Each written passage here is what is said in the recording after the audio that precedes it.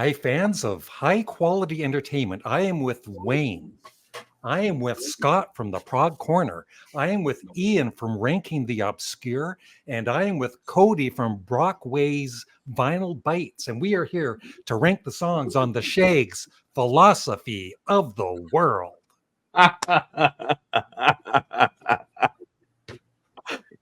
Oh, that's my comedy bit for today. No, we're actually here to rank the songs on John Anderson and the band Geeks, True, with this incredibly awesome album cover. Kind of, it's right up there with Dark Side of the Moon and Sgt. Pepper. And anyway. Oh, yeah. It's terrible. It's terrible, Larry. Up there in Long Beach territory. The only reason that ever got through was, well, number one, nobody at Frontier is going to tell John Anderson what his album cover is going to look like. And number two, every parent that ever had a child always put bad artwork on the refrigerator. And that's exactly what this is, man. His daughter, Deborah, took the artwork and did the photography. And I guess it looks like a rapper, right, Cody? Yeah. Like I was kind of saying before we hit record, it's kind of like and like if you'd go to a thrift shop or something in the CD section, you found an unsigned rap artist with a bootleg CD. And every single person who's a musician, particularly singers, know that particular kind of microphone. You don't hold it like that. You're totally defeating the whole purpose of having that, type of mic right there. He's holding it just like an amateur. It's just horrible. What's going on there? Maybe I can redo this. That'll be for the thumbnail. He's hanging on to that for dear life if his life depended on it, doesn't it? Yeah. Okay, so first of all, before we rank the songs, Scott, you have some news. I do. I'm posting this September 28th. So tomorrow, tell us what you got on your channel. Yeah, live on the channel, Sunday, 11 o'clock a.m. Eastern time. I'm doing a live interview with the one, the only, the Queen of Prog, Annie Haslam. She has agreed for some odd reason to come on my little old channel on the Prog Corner, answer my questions, answer the Peanut Gallery's questions. It's going to be amazing. Annie, in case you don't know, is embarking on her farewell tour with Renaissance. Starting October 17th. So we'll talk about her life, her career, her art, her music, and the final tour. Talk about the dates and try to get those all sold out because it's Renaissance. It's Annie Haslam. Come on, people. Let's go. Cool. Yeah. It's going to be a lot of fun. Yeah. And Wayne, tell us about your channel. Right now, on a pocket full of heat, getting back into doing some reactions again. Been a little bit neglecting that channel for my Musical Hermit channel. But it's going good. Listening to countless amounts of records lately. Just kind of branching out into prog, into metal, rock, anything really. And starting a new series for my Patreon channel where I'm going to be delving into the career, full listens of the albums by The Soft Machine. Cool. Right on. Nice. Cool, yeah. And Ian, tell us about your channel, Ranking the Obscure. Well, it started off just, doing the real obscure stuff that no one listens to, but we have gone into more mainstream as well. And 90% of mine is what people have asked. I go down lots of rabbit holes. So, we've been above since 2021. We've just hit the 2,000K, we're 2,100 now. So we're starting to make ourselves known. And when I was up at Record Fair with two of the guys that come on my stream on a Thursday, and we got recognised at a record fair. That's awesome. This was quite surreal. Yeah. Going through a bit like you do and just wandering around. And it was, Ian, and you turn around, don't know you. He says, yeah, but I watch you on a Thursday. And then he realised that Mike's vinyl spiral was there and Nick's vinyl butty, because me and Nick live about 30 miles apart. So, I've got my right hand man who's does all the technical stuff for me. There's something there for everybody. I mean, I do love me prog rock and metal, but I do like all sorts of music. But prog's some my sort of baby, really. Yep. I got into it when I was about 15, big time, and the rest is history. So it's nice when I can communicate with people like Scott, and a shout out to Naomi, who's 365. I think she's doing some sort of a rebrand at the moment because she's coming back. Naomi's coming back soon. She contacted me yesterday. I'm not allowed to discuss it, but it's going to blow everybody's mind. Welcome back, Naomi. We're in the know, aren't we, Scott? We know. I've seen some of her artwork, and it's terrific. Yeah, we love her. Yeah. And Cody, I'm sorry we don't have enough time for you to tell us about your channel. Go ahead. I run a channel called Brockway's Vinyl Bites. If you could subscribe to it, would be much appreciated. I put out what I think is cool stuff, fairly often, and people seem to like it. So a few days ago, I just did an interview with the one and only Billy Sheehan from Mr. Big, Winery Dog, Sons of Apollo, David Lee Roth. Oh, all the Mike Portnoy side projects that's not Transatlantic or Metal Allegiance, pretty much, right? They're just kind of like in that together, right? But no, I just did an interview with him, and I'm actually going to be putting out a video very soon about 1986, a year in metal. So I cover lots of progressive rock and lots of metal. Those are my two favorite kinds of music. And so you get them together really on my channel, but we'll go everything classic rock, and then also that way as well. Yeah, and Larry, thank you so much for having me on today. Much appreciated. You're welcome. So I actually messaged Richie Castellano. Is that how you say his name, Lano? Richie Castellano on Instagram.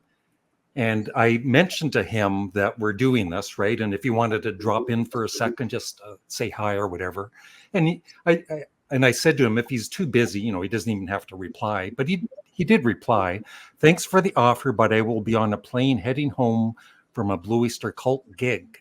So who knows? Maybe someday I can get him on with us or something to talk about the album. That would be cool. But yeah, but Larry, the cool thing is you don't know who's watching these videos. That's the thing that has constantly amazed me. Hi, John Anderson. I love you. Exactly. Since I started the channel, it's just incredible.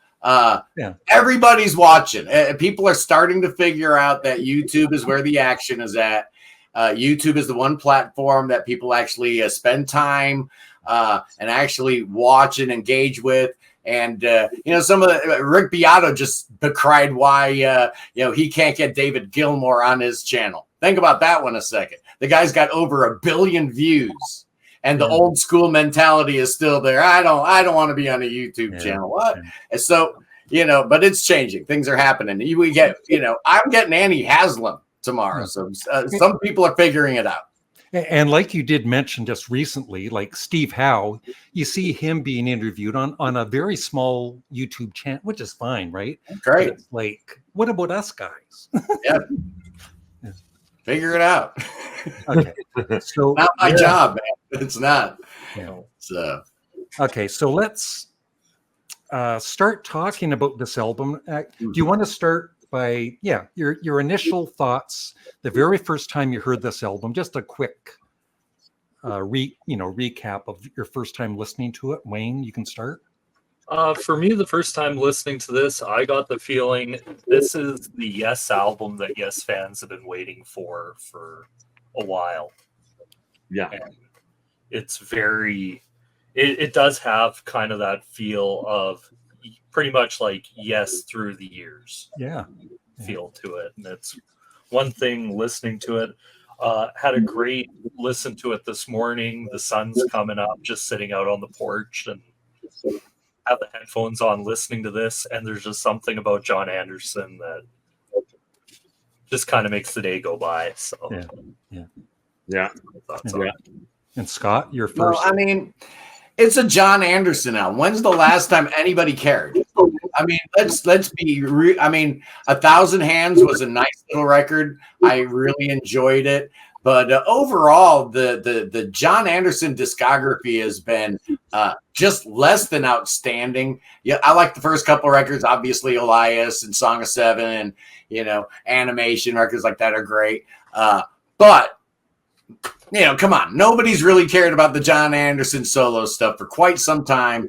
But you started hearing a buzz about this record, man. Everybody was talking, oh, man. And if you were paying attention, you knew exactly who the band Geeks were, because they had been putting out these spot-on covers of Yes tracks, blowing my mind. I've watched every single one of their videos. Well, it's on Richie's YouTube channel. Just incredible what he does. So I had a feeling that this thing was going to be good. And like Wayne said, it's nice. It kind of, takes different eras of Yes. You hear the Trevor Rabin era, Yes, in certain tracks. You hear the Steve Howe kind of, guitar tones in other places. So it's a nice little travelogue, if you will, through the entire history of the greatest band of all time. What's not to like? Yeah. And Richie is also in a band that I've loved for over 50 years, Blue Oyster Cult. He's been with them for like 20 years. So, yeah. That's awesome. Yeah, The Symbol Remains is an amazing album. Yeah, so if you think about True and The Symbol Remains, Richie's got a nice little thing going on over the last few years. He's on a little hot streak. It's and boy, I would love to interview him. Okay, Cody. Well, I'm going to go on record and say now I've interviewed Billy Sheehan. I want to interview Mike Portnoy. Anyway, so about this album, I didn't know much about the band Geeks before the release of this, but of course, when he started touring with them before the information about the album came out, I started hearing that, John was playing with this new band that was really good. All right. Then they put out the single, Shine On. And I was like, I fell in love with just that single immediately. I was like, wow, I like this already more than what I've heard, respectfully, of course, to Steve Howe and the new Yes and all that. Not a big fan of the last album. But I heard this single and I was like, oh, yeah, I really like the sound of this because it's kind of got that Big Generator, almost like Big Generator meets The Ladder feel. And then they dropped the next single, True Messenger. I was like, okay, I'm really liking this. And you know what? Just to sort of go a little bit off the ship for a second, the new Trevor Rabin album that came out last year, incredible. I just thought that was amazing. And so then we get this, and we are so blessed to be fans of this band because of all the great material. And even if you love the new Yes album, you get that too, right? So then you get stuff from the X members and the current Yes. It's really a great situation to be in, to be honest.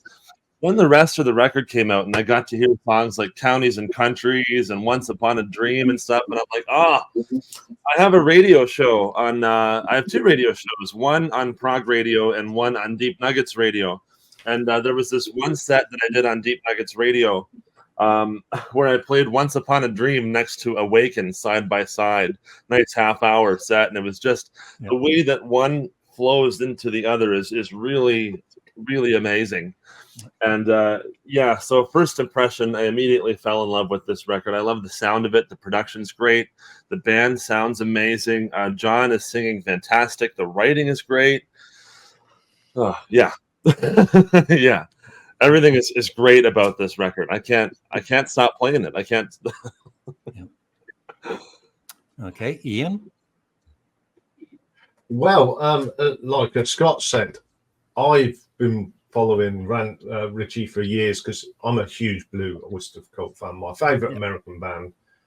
And any band that does the whole of Close to the Edge as a cover and absolutely amazing, down to water sound effects, you're onto a good thing. When I heard that John was putting out an album, and then I was reading on, and then I saw Richie's name, and then I saw Andy Ackerley, so I thought, this is gonna be good because these guys are all big Yes fans. And when I first put it on, it totally blew me away because I was picking bits from all of Yes's career, even the peaks. Yeah. There's little bits of there, and Richie's a fine engineer and mixer. He's an amazing guy. He doesn't get as much love that he should get because he's a very clever man, and what he's done with this album is just fantastic. And John, I mean, he's 80 on the 25th of October. If I can do what he's doing when I'm 80, I'll be a happy man because his voice is as strong as ever. Yeah, I think he's looked after his voice, hasn't he? It's some of the notes he hits in this album. He was doing that back in, on Close to the Edge and on Relay. How can you still hit them notes? And I've seen, obviously, on YouTube, there's plenty of these out touring. And even him playing the older stuff, they've not had to change anything because John can still hit them notes. He's just an amazing guy. I just love this album. It's the Yes album we've been waiting for probably, 20 years. Yeah. If you think about it, it's the only John Anderson solo album that sounds like Yes. I mean, Elias maybe has a little bit of that Celestial Tales Awaken kind of vibe going on, but it doesn't sound like Yes. None of his solo albums sound like Yes. None of them. Until we come up to this thing, it totally sound. I mean, dead on. Rickenbacker bass, right keyboard sounds. The drummer obviously knows his Alan White and his Bill Bruford, Andy Escalisi. Just an amazing band. I mean, Richie. How about Andy Graziano being able to play, like you said, not just Steve Howe and Trevor Rabin licks, but also a little bit of Peter Banks thrown in there. Just incredible. Just an amazing job. They are such a great band. I mean, even when they're not doing their Yes Done band Geeks, they cover. I mean, their version of Boston Smoking is absolutely brilliant. And then they got Bobby Randilli when they did Death Alley Driver. These guys just can rock, and play this wonderful prog music. They are so talented. And there's something else to be said about this, is the fact that it does kind of sound like the Yes album we've been waiting for, at least for 20 years, but it doesn't sound derivative at the same time. It manages to stand on its own 2 feet. It sounds very fresh. And it sounds like its own thing, but you can tell, obviously, where it comes from in the best, most complimentary way. Really great. Yeah. The only thing I can add is the first time I heard it doesn't sound forced at all. It sounds like natural. They're not trying to. I mean, they are kind of copying the Yes sound, but they're doing it the right way, I guess. And here's another thing, Larry, that I don't think enough people have mentioned, because this album's getting a lot of attention. People are talking about it. People are paying attention to it. But the job Richie did to get this thing from start to finish. You think about that gestation period in John Anderson world, where we're still waiting on Elias of Sunhillow Part 2, 49 years later. I mean, just think about how brilliant Richie's managerial skills are to be able to push that through. Because, John is not an easy guy to work with in terms of a timetable. He just wants to do his own thing. When he's ready, he does it. I think about the Anderson Stolt too. I mean, that we've been waiting on that one for a long time. It's just incredible that Richie was able to shepherd this thing through from start to finish in under a year, and to have it turn out this good. Yeah, amazing accomplishment. Really, really, really was. All right, so let's get into ranking the songs. Now, for me, like I usually say worst to best, but there's no bad songs for me on this album. They're all great, but there has to be a number 9.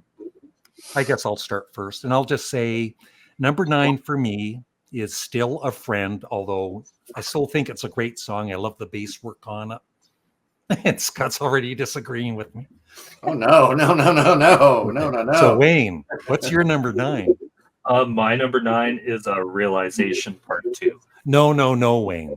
Yeah, I'm used to having that said. No, you're dead wrong. That's right. Dead wrong. Dead wrong. And any reason, any thoughts on it?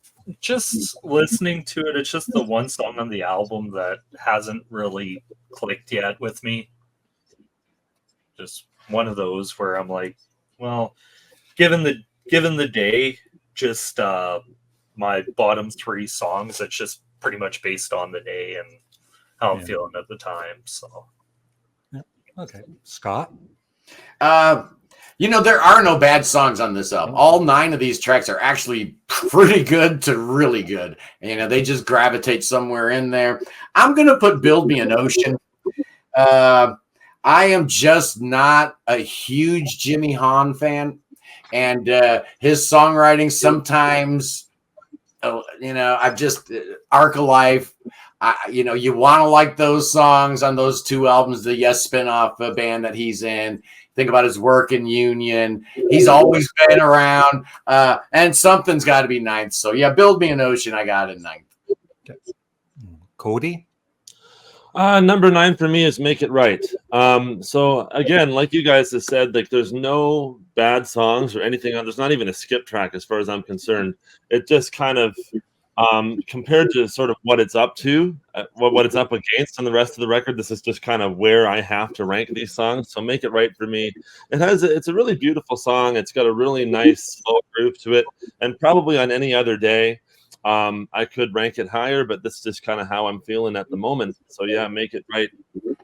Make It Right. Beautiful song though. Yeah. I love the guitar working, especially the intro with the tremolo, which is really cool. Mm-hmm. Okay. Ian? Yeah. Well, I'm going to go for Thank God.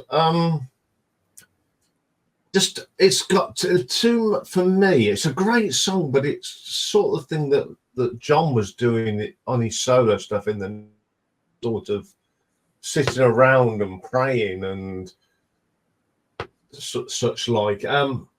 It's got a lovely melody to it, and John's vocal it's just outstanding. But as we say in England, it hasn't got enough beef. I love it, but it just doesn't. I can't connect to it as I can with some of the others.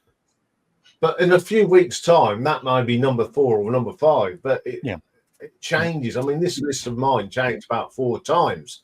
Yeah. So every time I listen to it, I make a thing. But although, as I always say, it may be at the bottom, but doesn't make it a bad song. Yeah. Okay. My number 8 is True Messenger. My favorite part of the song is the last 50 seconds or so with it, when that heavy guitar comes in and then the song just ends abruptly. So that's my number 8. But I don't think any of us think there's a bad song on the album, right? No. Yeah. No. That's pretty impressive right there, Okay, Wayne? Number 8 for me is Shine On. Just I don't know, it kind of has that big generator feel to it, and I'm just not a huge big generator fan. And it's just one of those, when I heard it, I'm like, I feel like I've heard it before, and I know this might sound a little kind of off, but I feel like I've heard it before, but I've heard it done better. And it's just one of those where it just never clicked with me. So that's my number 8. Okay. Scott? Yeah, big shocker. I just came at Jimmy Hahn. So the other track that is a co-write between John Anderson and the aforementioned Jimmy Hahn. Poor Jimmy getting beaten up here today. I'm sure he's an excellent dude, but it's Realization Part 2. It does just kind of feel like a continuation of Make It Right, in that it's in the same key, and it's got the crossfade and stuff like that. So it doesn't really go anywhere. It's pleasant. I really like it, but it doesn't have a whole lot of, twists and turns and this. So yeah, I got that at 8th. And where is part 1? Is that on? Yeah, that's a really good question. I know, right? When they were writing, they figured, hey, this is like part 2 to Make It Right. So or I guess it's Make It Right part 2 doesn't sound cool. Yeah. Okay. All right. Cody. Actually, my number 8, without chatting to him about this at all, is the same as what Scott just said. My number 8 is Realization Part 2. Yeah, it is just kind of like a continuation to Make It Right, and so I kind of almost put them together as one thing. Yeah. But yeah, that's number 8 for me is Realization Part 2. Again, like you said, Scott, it's a super nice song. All these songs are really nice tunes, but compared to kind of what they come up against on the record, it's hard to put them higher. Yeah. Okay. And Ian? My number 8 is Make It Right. The best bit of that, though, is Richie's bass playing. You listen to that under the headphones and you think you're listening to Chris Squire. Yeah. Yeah. It's got the sound, it's got the tone. And all you can imagine listening, you could imagine Chris on stage with the bass up here going as he's doing the notes. That is another great vocal from John, but it's a bit wishy-washy in places, and it's sort of in the middle. I think the middle bit sort of loses itself. And what brings it back is Richie's bass line. He draws it back in. See, oh, well, here we go again. So that's why I love the song again, but I think it just meanders in places. Okay. My number 7 is Shine On. I agree. It's, I don't know. The chorus does kind of remind me of like Big Generator, which isn't one of my favorite Yes albums. But Shine On is a very good song, but I have to rank, some of them lower. And so it's at number 7. Yeah. Wayne. Number 7 for me, Still a Friend. Just once he got past, for me, the bottom 2, this is where it really got difficult for me to rank some of these, and something had to be here. So for me, Still a Friend is the song I chose. Nice. Well, I've got number 7 only. I got the correct one. It is Make It Right. And, we beat up Jimmy Hahn for 8th and 9th. So at number 7, one of the great bugaboos in the history of Yes history. It's the despised Jonathan Elias, who was responsible for the Union album, putting all the session musicians together. And he caught a lot of heat for it. But in general, he's not a great songwriter. Richie gets a songwriting credit here, and I can kind of guess why that is. He saves this whole song, man. That bass playing throughout this song is just amazing. Like Ian said, close your eyes, and that's Chris Squire, brother. Cool song, not great. Got it at number 7. Make it right. Cody. Number 7 for me is the song "Build Me an Ocean." Beautiful song, lovely lyrics. I love the sort of flamenco style guitar playing from Andy. I think it really is a cool piece to the song, and just a gorgeous tune and lovely. Like I said before, lovely lyrics in this one. Ian, tell us your favorite next. Ian seems to be stalling. Oh, he's coming back on. He'll be back. There he is. All right. You're number 6, Ian. Can you hear us? Is it me? Yeah, it's It's your turn. Okay, my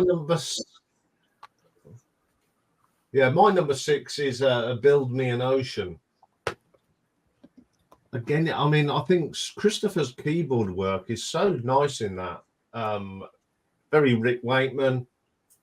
There's a little bit of sort of choral fluty sound in there as well, I think. I do like it. It's just tough, but how to rank these. But yeah, it's just I think there's better ones than this one, although this is a terrific song, if you get what I'm saying. Okay. So my number 6 is Build Me an Ocean. I love Well, on all the tracks, John Anderson's vocals, because he's older now, of course, you can hear it's more fragile, especially on the quieter songs. But And this is really the one song that you can kind of tell dude's almost 80. God bless him, but yeah, he sounds a little different than he did on Time and a Word. and they're not. I don't think there's too much. How they can sweeten the vocals. Yeah, I don't think there's too much of that. I'm glad they didn't. Yeah, It is what it is. Yeah. It's amazing for a dude almost 80 years old, but that's the one song where you do hear his age a little bit, just being honest. Ian, man, come on. I think he lived like in a foreign country or something. Weird how that works. All right. Number 6 for Wayne. Is it 6? Yeah, number 6 is for me, Thank God. Just it's one of those, it's a nice song, it's a good song. Would it have been the album closer, though, for me, is really where I think that for me hurts the song, because by the time you get to it, I'm like, okay, it's nice, it's pleasant, but where it's placed on here, I'm like, yeah, not my, kind of just didn't hit me in the right mood listening to it at the time, where I'm like, yeah, this should not have, for me at least, closed this album out. I've heard elsewhere about that being the closing song. They should have closed it with Once Upon a Dream, but I disagree. I think the way it ends the album so sweetly like that, I think I like the order of the songs myself, but I know what I actually agreed with Wayne at first. When I first heard the album, I'm like, that's the wrong song. Yeah, you didn't like the song too much the first time. But you know what? The more I listen to the album, the more I'm agreeing with Larry Graves. I think it's kind of a perfect closer, actually. Yeah. But my number 6, Larry, I've got Shine On. Good song, but to me, it cleaves a little too closely to the Trevor Rabin playbook. I said when I reviewed my album, that I did my album review before this record, I said that this song kind of would be like if Chris Squire wasn't in like a coke-induced haze when they were doing Big Generator, and he was actually engaged and cared about the music, because it's got energy, it's got bounce, but it is kind of a real, very strict nod to 80s era. Yeah, so I've got it at number 6. Good song, a lot of energy, but not the most original track I've ever heard. Yeah. Okay. Cody? Number 6 for me is Still a Friend. I really like the melodies in this. Of course, I could say that about every track. I like what the lyrics represent. I was sort of reading this interview with him talking about this song, and just kind of how it's like about regardless of where we are in life, no matter if we've talked yesterday or years ago, you're still a friend of mine. And it just has the really uplifting vibe that we like so much from John Anderson's songs. And it's just a great tune. I mean, it has a really good feel to it overall. So Still a Friend for me. Beautiful song. Okay. Now we break into the top 5. Yeah, the top 5. And I'm thinking already, I think everybody's number 1 is going to be the very same song except for my choice. Thank you. Let's see if I don't know. I don't know about that. I don't know if I've missed anything here, chaps, but my last thing I spoke about was Build Me an Ocean. I know I've had a few connection things. So where are we? So we're all done our number 5. Number 5. Sixes. Yeah. One. What did we miss from you, Ian? Last one I did was Build Me an Ocean, and so it's True Messenger and Realization. Them are my next ones, and there's 3 left then. Hang on, let's do it this one. That's 9. That's 8, 7, 6. I haven't done 6. Okay, what was your 6? True Messenger. Okay.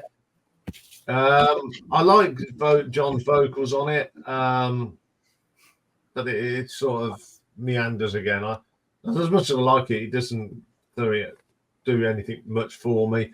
And then I've got Realization Part 2. I do love it's very much part, the second part, but I love the piano and the drumming on that. There's a little bit of a interplay between them. They seem to be playing off each other. Yeah. Awesome. Yeah. Okay, so top 5. Yeah, now we're at 5. There we go. My number 5 is, I don't have any notes for it, but number 5 is Make It Right. And I just wanted to mention again, like the whole band, there's so much amazing guitar work on the album, the bass work, the drumming, the keyboards.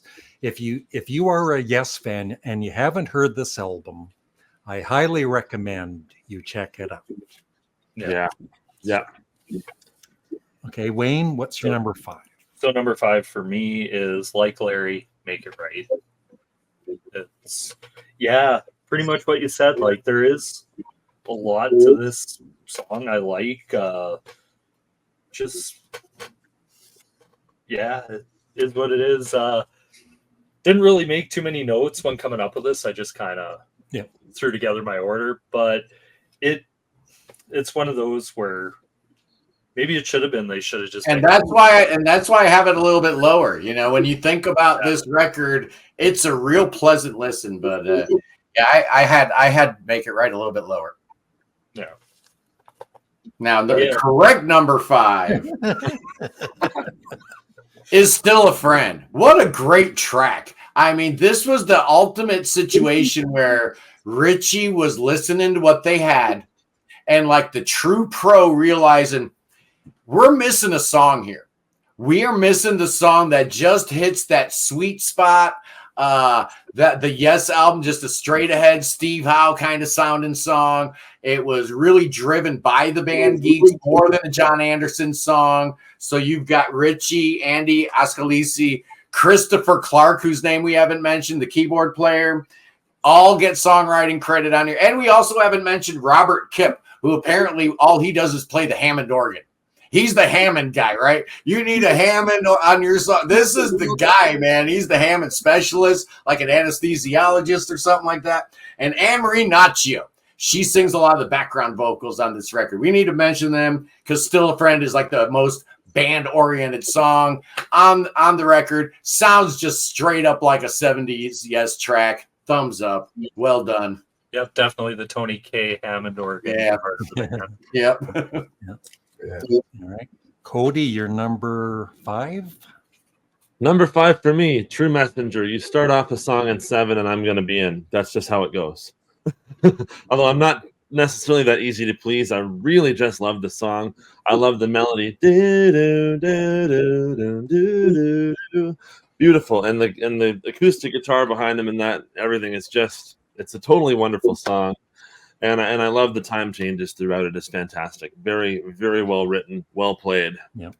Number 5, True Messenger for me. Heading into hard. This is really hard to rank these top 5. Well, the whole 9, but once we get into this core 5, it's like, Ian, your number 5. Well, I'm going to give you an editorial nightmare. I'll just say my number 5 is Realization Part 2. I do like the piano and the drumming. I think Andy's drumming on that. He's very good. He takes that sort of bits from, Bill Bruford. And then he throws a little bit of Alan White in there. And the piano playing from Christopher is just wonderful on that. Although it sounds a continuation, I do think it's a great song. And I prefer it to Make It Real. Okay. All right. My number 4 is the perfect closer for the album, right, Wayne? It is Thank God. Yeah. It's just, for a love song, it's a perfect love song. And I think it's a really nice way to close the album. Absolutely. Yeah. Okay. Wayne, your number 4? My number 4, True Messenger. Like the song, like Cody said, I love the melody to this song. It's very pleasant. It gives you kind of that going for the one tornado kind of vibe that they had going on at that time. And I think the band was able to kind of capture that essence that Yes had at the time, translated here. And it's a great opener. It does give that for John Anderson fans and fans waiting for like, oh, when's he going to do like that Yes solo album? This is the perfect kind of opener to kind of hook in, stuck in. And yeah, that's just my thoughts on this one. Okay. Love it. Well, Larry, you and I agree about number 4. I got Thank God. What a good closer, man. The more I listen to it, the more I realize this actually makes a lot of sense because compositionally, you break down what makes this song so cool and simplistic is it's just riding up and down the D major scale. It starts D, E, F sharp, G, A. It's just the major scale. And it's so simplistic, but only John Anderson can make something that simple sound so amazingly beautiful. And I think back to that middle section of the Revealing Science of God, just basically doing a major scale up and down, but just sounded so glorious and amazing and spiritual. Only John can do that. Thank God for John Anderson. Thank God for the song. Thank God. It's really good. Yep. I like it. Okay, Cody. So number 4 has already tied itself to some very sentimental value for me. Number 4 is Thank God. So we're going, all the three of us at least have picked this for number 4. I just want to say, before I get into the story of why this is number 4, I want to say thank God for Scott Lade and being such a cool guy he is. Obviously, thank God for everyone, all of us, but him in particular in this story because of the way I got to meet my girlfriend, Tara O'Reilly. And so she's living with me now. She's been staying with me. She wanted to come down and say hi, but she's dyeing her hair, so she couldn't come and be part of this. But we were sitting together listening to this record, and that song came on, and she goes, "Wow, this is really beautiful. This was written about his wife." And at the end of the song, I looked at her and I said, "I think this should be our song." And she's like, "Yeah." And so that's our song now is Thank God. I love it. Yeah. I'm starting to get all emotional now. Jump ship. Moving right along. Next. There's no crying in Prague. No. I'm sorry, Cody, but that is my girlfriend Molly and my song. So you have to get something else. Yep. And by the way, I just wanted to wish my beautiful girlfriend Molly a happy birthday, which I've already done, but Woo! Happy birthday. So Ian, obviously you have picked Thank God also. No, that was no. I've gone for Shine On. There is so much about this song I love. When you listen to this under the headphones and close your eyes, you think you're listening to Steve Howell and Chris Squire. Yeah. How they used to work together and play off each other. I think Richie and Andy are just, I mean, they've been playing together music for a long time. So that's why that works. They've got the same sort of thing that Chris and Steve had. And I love this. It's just takes me. And then Andy's drumming on it as well. These three guys have played together. And you can tell just by listening to that. I'm throwing an absolutely killer vocal from John. It's just perfect, isn't it? Yeah. It's a wonderful song. Absolutely. I just love it. The other thing I want to mention about this album is there's, I think, at least 3 times during at least a couple of the songs where you hear John Anderson go, "Woo!" And I love that. It's like, because it's real, right? It's that's what I mean about this not sounding forced. It's like they're in the moment, and John is so happy with the music and all that. He's going, "Woo!" It's like, Turning into professional wrestler Ric Flair there with all the woos going on. yeah. My number 3 is probably the highest rated. I don't think you guys have rated it as high. Realization Part 2. I can't wait to listen to Part 1. It has a bit of a Graceland, Paul Simon vibe to it. And I love the ending with, oh, let this be heaven. I just think that's so sweet. So that's my number 3. Nice. Number 3 for me, Build Me an Ocean. As Woo! a fan of band behind me and what we did as a live stream a few weeks ago, Uriah Heep, I get a huge Uriah Heep, David Byron feel from this song with their kind of schmaltzy soul singing. And it's one thing that I didn't expect from John Anderson, but as I listen to it, I'm like, I actually really dig this song. What? Cool. Well, I got at number 3. I got that True Messenger track, man. The song that kicks off the whole album. And, you'd heard the singles, but sometimes you got to hear stuff in the context of the whole album. So I really do like the way this album is the song sequencing works out on this thing. I think it's so smart the way they start with True Messenger, then they go to Shine On, then they go to the mini epic, and then they bring you down with some of the shorter, more personal sounding tracks.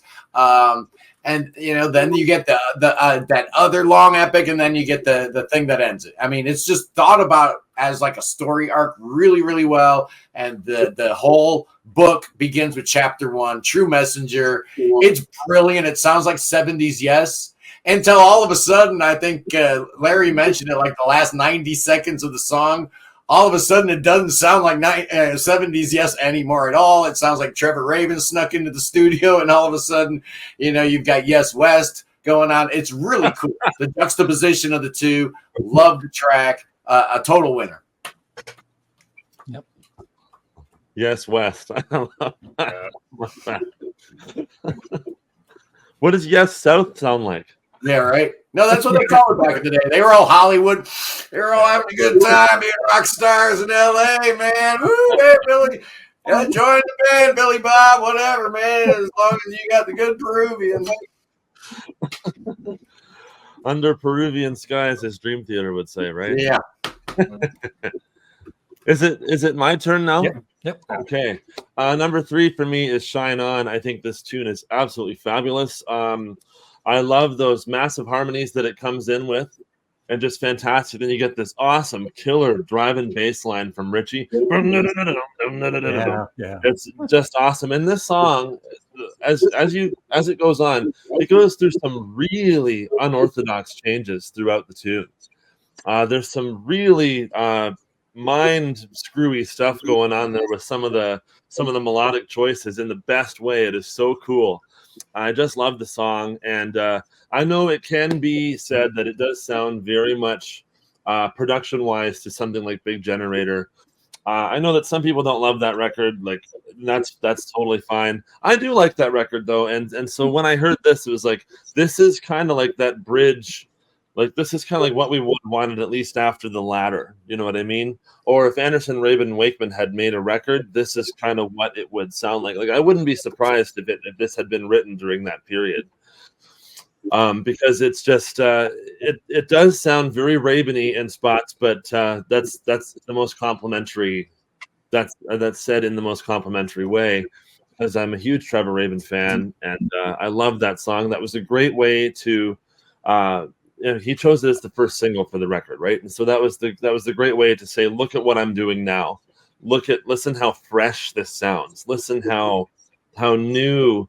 While it sort of harks back to similar vibes of Big Generator and that sort of thing, it sounds very fresh, and it stands on its own 2 feet. Really, it does. And if I was the head of some big record company, that would be the number 1 single in the world right now. But what do I know, right? Ian? Well, I'm going my number 3 for Counties and Countries. The start of that, it's Steve Howell doing his acoustic guitar all the way. It just sounds so like him. Andy's got it to a T. And then you've got Christopher coming in with them little bits on the keyboard and the piano. And I like how this song builds with the layers of everyone coming in, and that you've got Richie putting in that little choral and flutes. It really engages you into the song, and it's so rich. And John, again, he's just knocking out them wonderful tones from his lovely voice. It's just an absolute killer track.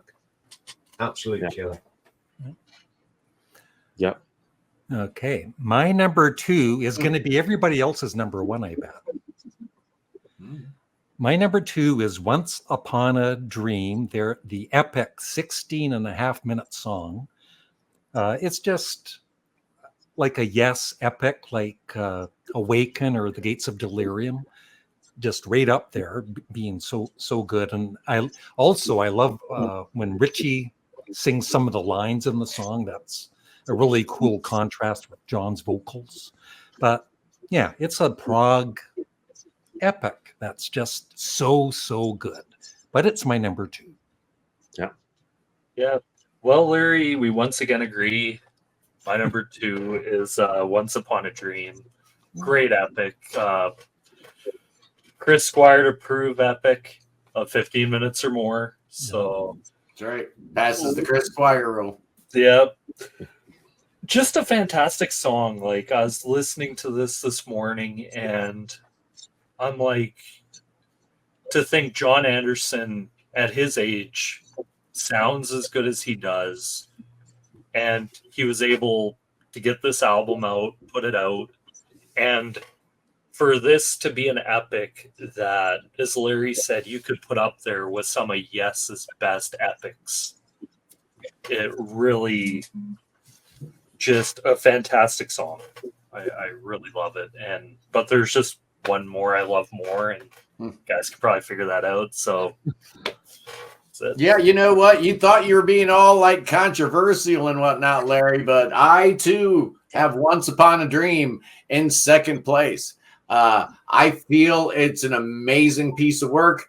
I really enjoyed the like chant like intro, which always gets me into that Tales from Topographic Oceans kind of state of mind, which is a place I dearly love to be. I love the breakdown section with the Hammond organ solo and stuff in this track. It's a winner all the way around. Written by John.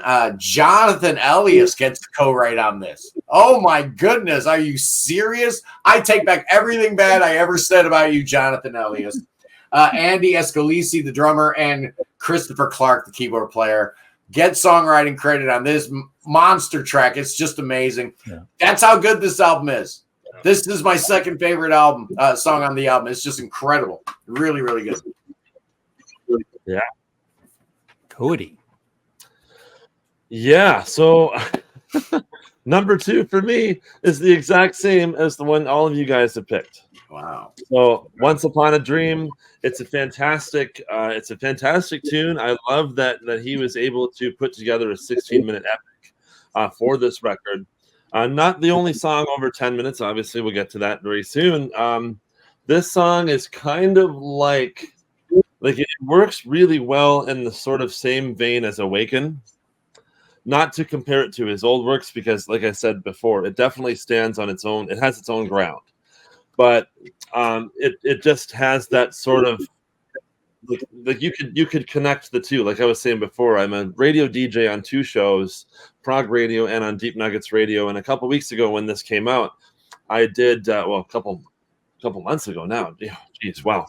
But I played this song back to back with Awaken, and it worked so perfectly. It was just a great combo. It was just it was awesome. Cool. Okay, Ian, you're number 2. Has to be Still a Friend. The engine room, as I like to call it, of Andy and Richie. The great friends that they are, they just click on this. They drive that along with their intricate playing. They just seem to. I think they just look at each other and they know what they're going to do. You know, they'll sit and work it out and then they just go on with it. It's wonderful. I mean, again, Chris Squire would be sitting up there and giving it thumbs up all the way. Yeah. He would have approved. He would have loved it. You know, and that's why it's my number 2. It's just, I think it's a little bit of a dedication to Chris. It's their way of paying homage to one of the greatest prog bass players that ever lived. In My favorite bassist. Yeah, he was just, that Rickenbauer bass just blew you away. He was a true legend, and he left us too soon. And it makes me sad because Billy Sherwood asked Chris Squire. Chris is sick. We are all hoping he comes back, but we knew Billy was going to do some dates as Chris recovered, which sadly never happened. But Billy asked him, man, should I start playing a Rick? Chris, man, why did you say no, bro? You should have stood up for the brand and said, absolutely, man. If you're the bass player, and yes, you got to play a Rickenbacker. That's just the rule. That's just how it is. That's part of the sound, man. Oh, and Richie understands that. Yeah, he does. Absolutely. Okay, my number 1 is My Pal Foot. Oh, best band ever. album. Sorry. Yeah, my number 1. I'm kind of surprised that I'm not the only one with this choice, which is great. Counties and Countries. That was the first song on the first listen. I mean, like I said, I enjoyed the first listen, but that particular song, it's like, oh my God, this is as good as any Yes song. You know, the lines like the love yet to come, to be received by you. Like, I'm not religious at all, but I'm spiritual. And for some of us, John Anderson, something about John Anderson, he's like an angel here on earth. He is, man. And he connects with us in a spiritual way. And so, yeah, that's my number 1, Counties and Countries. I feel the exact same as you, man. Yeah. I might have cried once or twice while John sang. Yeah, for myself as well, Counties and Countries. I heard the first song, True Messenger, then I heard Shine On, and I'm like, it wasn't till I hit Counties and Countries that I'm like, yes, this album's going to be fine. Because as soon as I heard that little bit of Raven sound, I was like, ooh, this... I might not like the rest of this record, but as soon as I heard this song, I'm like, we're going to be fine. Yeah. Throughout it. And there's just something about the guitar playing on this album. Like you guys all said, the musicianship on it's absolutely superb. And this feels like a Yes album. Kind of almost in the way that Anderson, Bruford, Wakeman, Howe felt like a Yes album in all but name only. Yeah. And I agree. There's a certain magic to Counties and Countries. It was almost like John was like, I am going to try to, and he gets sole songwriting credit on this song and this song only. So I think it's odd that, it happens to be the best thing he's done since, I don't know, Going for the One or Magnification. I don't know, man. This song is so incredibly great. It's almost like he'd had it going on in his brain for a while or something. But apparently, this song was the first song recorded. Wow. And this song apparently was recorded in Richie's basement. So if you listen carefully, there's a whole different drum sound on this song versus the rest of the album. I don't know if that has anything to do with anything, man. All I know is this song is amazing. And you think about, again, the song sequencing, going with True Messenger to Shine On to this thing. Yeah, this is a really, really good record. Yeah, it kind of has, this record as a whole kind of has something from all the different points of Yes's career. in a very modern take. With you got fresh young blood with the younger people in the band Geeks, right? And of course, number one for me, Counties and Countries. I think it's just a fantastic track. I absolutely love the melody. Counties and countries, gonna meet and carry you home. Just that it's just a beautiful, beautiful track, and this band sounds very inspired throughout this whole record. And I think that's one thing that we should talk about is that John Anderson's 80. He doesn't sound tired at all. He sounds like, yeah, let's go, let's get him. Like Shine On would have been a hit in the 80s. To be fair, it would have been a hit back then. But now it's just the fact that he still has the energy to create all these songs, including songs like Counties and Countries and Once Upon a Dream and stuff, like these epic songs. He'll go out and play them live too, right? And hey, do you, Cody? Do you get the impression at all? And I know people have kind of come at me for mentioning this, but I kind of get the feeling John Anderson was kind of pointing his finger at Steve Howe and saying, "This is kind of how you do Yes music, sir." Because, like I said, John has not done an album that sounds like Yes. His entire solo career. Why all of a sudden now he's going to put this record out that sounds a lot like Yes? To me, it's almost like, okay, Steve, I see you over there. I got a little something for you. You know what? Do you want me to get my 50% of Yes now? I feel the same, Scott. Without going into detail, I felt the same with the Trevor Rabin record, and I feel this way with this record. Yeah.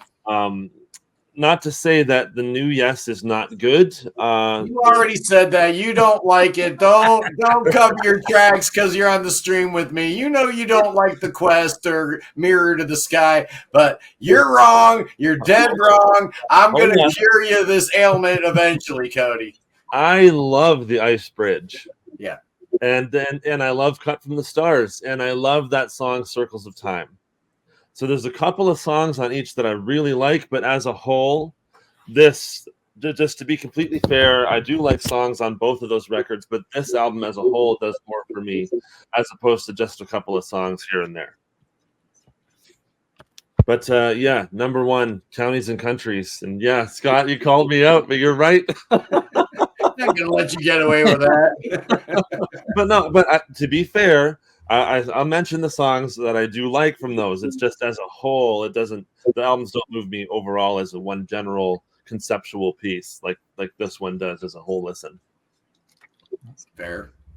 I mean, the Ice Bridge was sort of some of Francis Monkman's work, wasn't it? Because that was a little bit. It was all Francis Monkman. We had to go back and change the credits to the song, included in the songwriting. R.I.P. Francis Monkman. He was a great human being, great musician. Okay, yeah. Ian, number one. So mine is Once Upon a Dream. Now, first time I heard this, I just went, "Wow, this is proper Yes." So what I did, I put the headphones on, and I really closed the eyes, sat in the dark, listening to it, and I picked bits of Peter Banks, Trevor Rabin, Steve Howe, Tony Kaye, Bill Bruford, everyone that's been the classic people from Yes, they're in there. Even Patrick Moraz. There's a little twiddly bit that Christopher does that is straight off. I know exactly the part. Yep. You know exactly, Scott. I do. What do they also mention? Heart of the Sunrise. Heart of the Sunrise. Yeah. The lyric. Yeah. Anytime John Anderson's talking about the Heart of the Sunrise, you got me. Yeah, it's a homage to Yes. This is they include everybody, and you can see these guys, the band Geeks, are absolutely dedicated to Yes fans because they wouldn't be able to produce this sound. They are just, we're not worthy, isn't it? It's a Wayne World's We're Not Worthy, and they must have had the big buzz to work with John. Yeah, it's plenty of that in it. It's and it just tops off an absolute killer album. Yeah. Yeah. for me.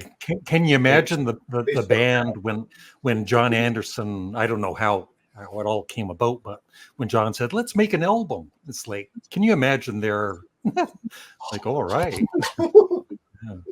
Yeah, go I on mean, tour. you could slip this in between Awake and Close to the Edge, Gates Delirium. This would just fit in nicely in the long epics from Yes. Yep. It wouldn't feel unnatural to put this in and say, yeah, this is a classic Yes epic. And that's why it's my number one. Yeah. And the album as a But whole. studied. I mean, if True were a Yes album, I think it's pretty safe to say it would land in most people's top tens, right? Yeah. Yeah. I- Oh, yeah. I love in mine. I love the last albums John did with Yes, like Magnification and Key Studio. I think those are really underrated, and they are those albums and this are all the same. They're just excellent. Yeah, and that's I think Key Studio. That's one of the problems that I have with some of the Yes material without him, is the fact that there is good songs here and there, but overall as albums, I just kind of, There's just one guy you picture, and it's kind of that thing where it's one guy, but he's so integral to that band. yeah, John Anderson's voice, like, not that Trevor Horn did a terrible job or that any of the other singers have been absolutely terrible. It's just one of those. Hey, your countryman did an amazing job. Shout out to Benoit David, man. That guy gets no credit at all. He actually he was good. And you know what? I have immense respect for singer John Davison too. When I saw Yes just a couple weeks ago with Deep Purple, he was one of the best parts of the show, of the Yes part. Yeah, he's great. Steve Howe, that's a conversation. Anyway, The fingers are getting a little slow. Unfortunately, respectfully to Mr. Steve Howe, yeah. And some of the material, I don't know. It just it doesn't feel as energetic as this to me. But that's just one man. That's a 26-year-old Canadian's take.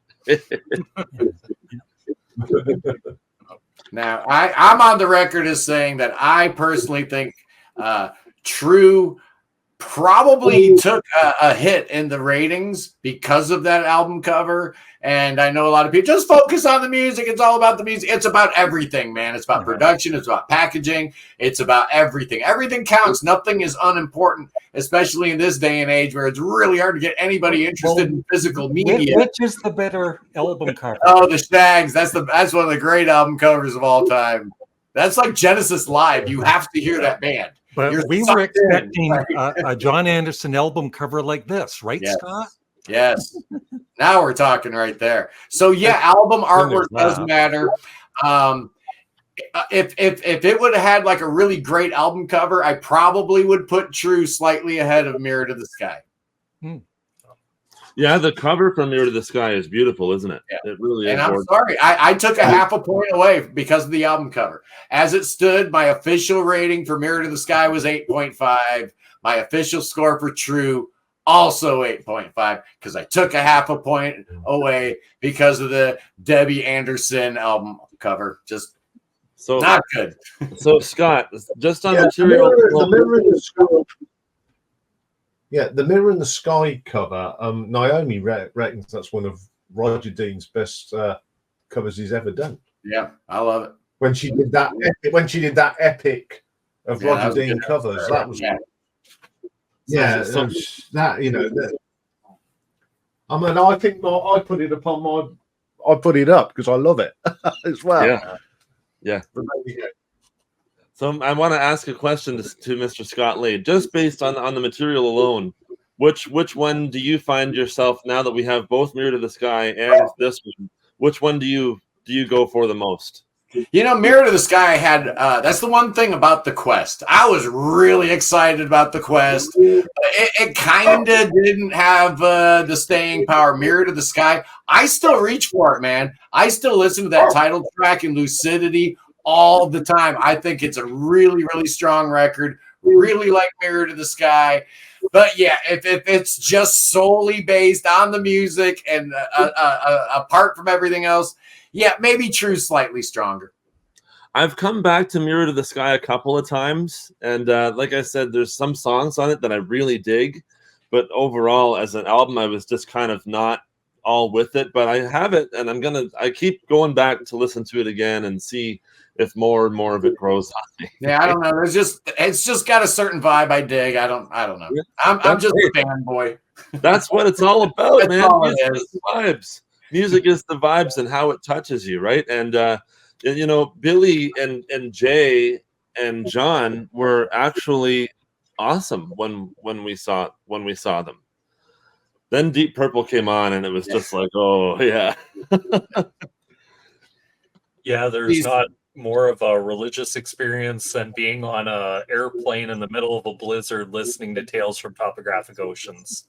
Oh, Nice. wow. Yeah. Yeah, that's about as good as it gets. But you know, Steve Howe's at a point in his career where he doesn't want to necessarily work with the best musicians possible. He wants to work with the guys he's comfortable working with, right? Yeah. And as a result, the band kind of reflects that. They're comfortable. They sound good live, but it misses a little bit of the fire, no doubt. And you watch John Anderson and the band Geeks on YouTube. You watch some of these live clips, and it's just it's a different level. And to anyone who might be watching this, you might be in the yes camp. There's no disrespect to Steve Howe whatsoever. Not to his yes, not intentionally any disrespect. It's all love. It's just there better not be. I don't put up with anybody disrespecting my yes. I don't care, man. No. Group, anything yes connected. No, not on my watch, man. No. So just don't get it twisted, people. Right. There's no disrespect at all. It's all love. Well, I'll say I think Mirror in the Sky is probably some of Steve Howe's best guitar work in years. I agree. He was electric on that. Sounded good to me. He really, as good as he was in the 70s. I mean, he's never been a bad guitarist, but I think he really shone on that album. He was the highlight of that album. And of course, and the drumming, of course, but well, it helps when you're not only the leader of the band, but now you're, the album's producer too. So he can definitely put his stamp on a Yes album now, more so than he could back then, where there were other egos involved. There, he couldn't do everything he wanted to do because Steve had to do his thing and John had his say. So it's not a democracy anymore. Yes is pretty much. Whatever Steve wants, Steve gets. And that's fine. We got Mirror to the Sky. No complaints. But True was a true band effort. I mean, some of these songs you can hear the band geek influence in so strongly. Just a really, really great record. And I heard it's a one-off. I heard John went on the record saying that there was no plans to do anything else with Richie and the Band Geeks. Let's hope that's not true, man. Let's hope we get another record from Richie, from John, the whole Band Geeks crew. We get another tour because the tour looks like it's amazing and the album's incredible. So why not, take another bite at that apple? Yeah. Maybe we'll get that Elias Sanhillo part 2. Yeah, that'd be good. Or the Anderson Stolt 2. Okay. What about a live album from this tour? That would be awesome. Oh yes. I'm with you. Yeah. Larry, send a note to Richie. Can you do a live album? There you go. Make that happen, Larry. It's all up to you. So any final words on whatever? Wayne, you go first. Thanks for having me on here, Larry. Nice to finally be able to do this. And hopefully going forward, be able to do some more videos with you as well. Yeah. And I'll have a link for everybody's channel below this video. Scott? Yeah, like we said at the onset, tomorrow, 11 o'clock a.m. Eastern Time, Annie Haslam live on the Prog Corner. Oh, man, dreams do come true, boys and girls. And then later on this week. Graham Goldman from 10cc. Wow. I got an interview with him. And Neil Morris, his debut on the Prog Corner next week. So it's an action-packed week, boys and girls, on the Prog Corner. If you're not subscribed, you're missing out. Straight up. You certainly are. Scott, I have to say you are doing some great things with the Prog Corner, man. Keep up the good work, brother. Thank you, sir. Thank you. We love you for it. We work hard. We really try. And by we, I mean me. A big thanks to Scott. Otherwise, I probably wouldn't be here. Scott's the man, and thank you to Larry for having me be part of this. And Larry's the man, by the way. I don't know if any of you people have noticed, like half of what I do is completely stolen from Larry, the Canadian Studmuffin Graves. Nobody's caught me yet. I'm disguising all my thievery really well, Larry, but to me, it's blatant. I don't know how I haven't gotten caught yet. Well, I want to say thank you to Larry for having me on. It's so nice to meet you, Ian and Wayne. It's always cool to see you too. Subscribe to all of our channels: the Prog Corner, Drinking the Obscure, Brockway's Vinyl Bites, Wayne the Musical Hermit, and of course Larry, my wonderful Ontarian compadre. Thank you for having me on. You're welcome. Yeah, and Ian, so good to see you guys. I feel the same. I've known Scott for a little while. We tate our tate on Instagram and pass messages on. But to get a message from you, Larry, was out of the blue. I didn't, it took me back. And to actually do something with Scott, me and Scott have always said we wanted to do something together. How long have we been talking about this? Forever. But I'll tell you what, when Naomi's back, the three of us, the great prog people, we're going to do something, I'm sure. I love it. And it's been a pleasure to meet you all as well. I watch all your channels anyway, but it's just nice to work with you. And I'm quite humbled being the honourable Englishman today. So I hope for those that have not checked out this album yet, and you've watched this, I hope you consider checking it out because it is superb. John Anderson and the band Geeks. True. Thank you, everybody. And please check out all of the here goes Scott. Hey, Scott, you should end the video for me. Oh no, these snakes are gonna get us, boys and girls. Oh, Larry's gonna let me do the sign off. So there you go. I love you guys. Peace in the Middle East. Free the Ukraine. Free the Tibet. Free the Willie. And you know what to do, boys and girls. God save the king. Save King Chucky. Oh yeah, that boy could use some saving. Bring that boy to America. I'm the only American on the panel today, so I gotta represent. Bring him to America where we get them good doctors and we'll lay the healing hands of the faithful on that boy. And then you know what we're gonna do? We're gonna dance with snakes. Oh, bust out them rattlesnakes, Billy Bob. Oh yeah. I'll see you guys later, man. Don't forget to sign in. Scott, tomorrow, Annie Haslam in the Prog Corner. It's gonna be amazing. When you interviewed Steve Hackett, and that was such an excellent interview, but you ended up doing that, right? And Steve's face. Larry, he's proper English, is Steve. He's a bit reserved. He's our Steve. I don't think he was expecting that. I remember that. That was good. I am really hoping that Neil Morse doesn't freak out when I do the whole, because he's getting it too. Everybody gets it. So thanks, everybody. See you, Larry. See you, Larry. Bye. All right. That went